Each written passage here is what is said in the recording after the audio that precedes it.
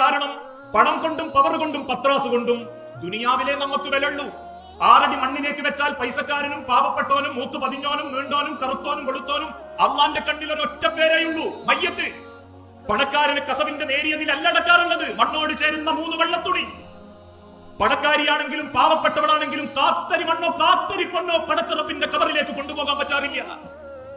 ഇഷ്ടപ്പെട്ട് വാങ്ങിയ ഏതെങ്കിലും ഒരു പർദ്ദയിൽ അടക്കാറില്ല.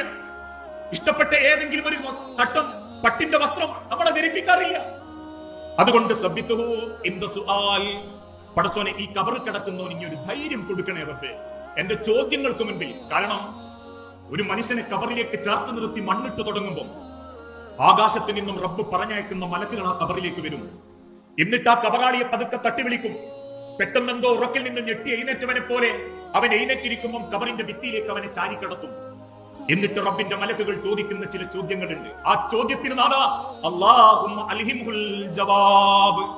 റബ്ബേ, ആ ചോദ്യത്തിന് ധൈര്യത്തോടെ ഉത്തരം കൊടുക്കാൻ മൻ റബ്ബുക മാ ദീനുക മഹാദർ റസൂൽ മഹാദൽ കിതാബ് എന്ന ചോദ്യങ്ങൾക്ക് മുൻപിൽ ധൈര്യത്തോടെ ഉത്തരം കൊടുക്കാനുള്ള കഴിവിഞ്ഞു കൊടുക്കണേ നാഥ. കാരണം പടച്ച റബ്ബിന്റെ മലക്കുകൾ ചോദിക്കുമ്പോൾ ഉത്തരങ്ങൾ കിട്ടാതെ തപ്പിത്തടയുന്ന, അല്ലെങ്കിൽ വെപ്രാളപ്പെട്ടുകൊണ്ട് പൊട്ടം കളിക്കുന്ന അടിമയുടെ കൂട്ടത്തിൽ നീ പെടുത്തല്ലേ റബ്ബേ. അല്ലാഹുമ്മ അൽഹിംഹുൽ ജവാബ്.